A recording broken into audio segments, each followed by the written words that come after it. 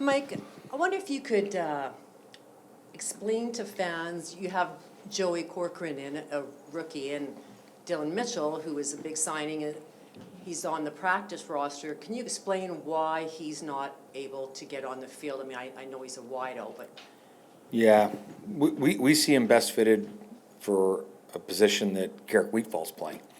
And so do you move Carrick Wheatfall to a position that he's not suited for either? Or do you put guys in positions where they're not possibly going to thrive as well?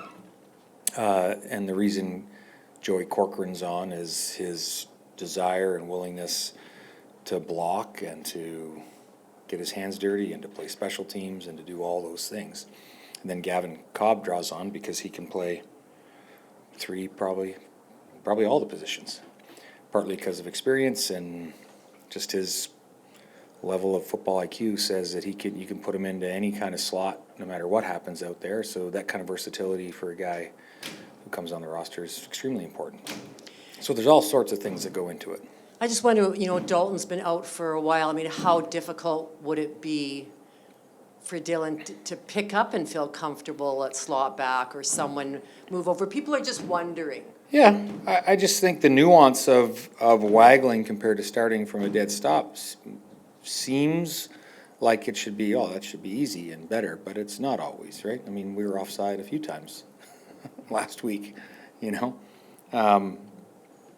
So I think it's a little more in-depth than just saying, oh, well, he should be able to do this, right? What's interesting is a completely separate note is you get a bunch of coaches in a room that coach different positions, and they always say, well, that guy can play special teams. But they don't coach special teams. They don't know what the special teams guy is looking for, right? So those type of ideas about, oh, he should be able to do this, he should be able to do that, it's not always the case, right? So we think he's best suited for that one spot that Carrick is best suited for too. So you've made, quite a number of changes this week. Can you kind of give us the thought process of why? Some were out of necessity, and some are game planning, what Toronto has on their roster, what we have on our roster, how do we think it fits, and how do you get matchups and stuff like that. But some's born out of necessity. But in particularly the secondaries made some changes. Yeah, we weren't good enough. We weren't playing well enough. Mike, haven't been able to talk to Dylan Mitchell, or at least not today. How has he handled the fact that, this is a team he's excited to join, you guys paid him a good chunk of money, and we're, going to be 7 games in, and he hasn't played a snap? Yeah, I'm sure he's not happy about,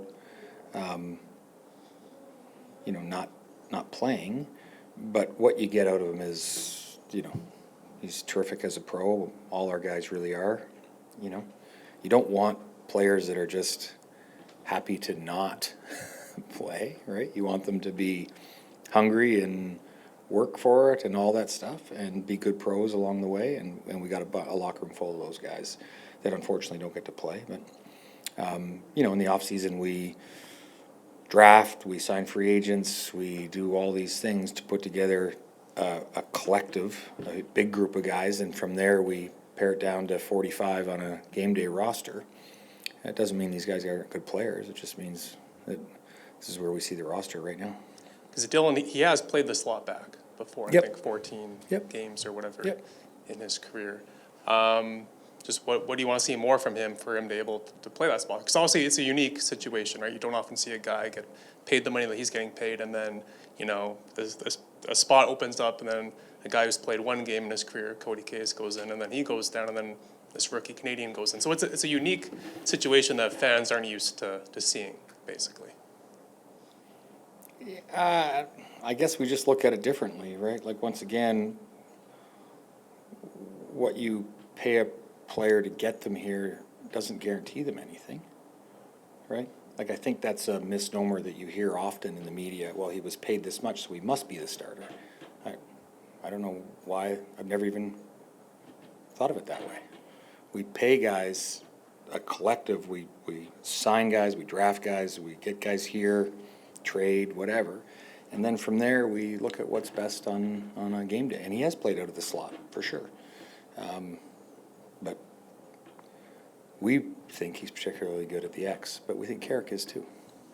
Reda has never played safety, at least not in the CFL, but, you know, we all know how hard that guy studies and how well he prepares and everything.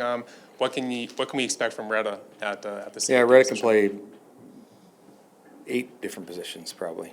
If you told him to go play nose guard, he'd probably figure out a way to get it done. Michael Griffin, what does he bring to that dime back spot?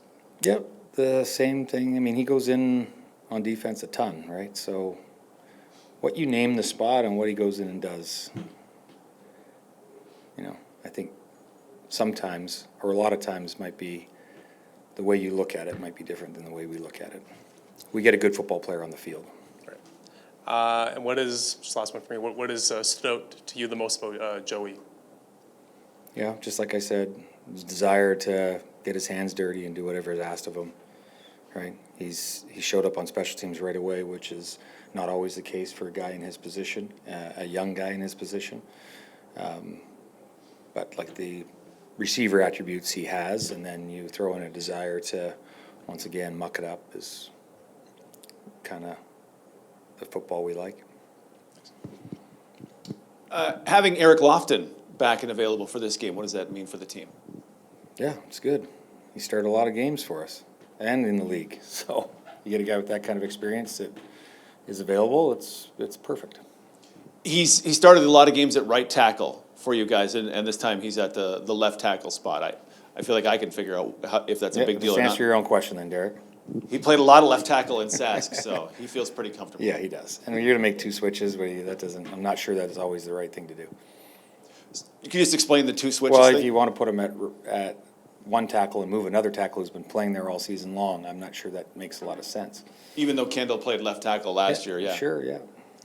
Jonathan Jones draws in for the first time. What's JJ been for you guys so far? He's been studious and working to get his opportunity, and what we liked about him when we brought him here was he's, plays a bit more of a hard-nosed game, so we'll hopefully see that.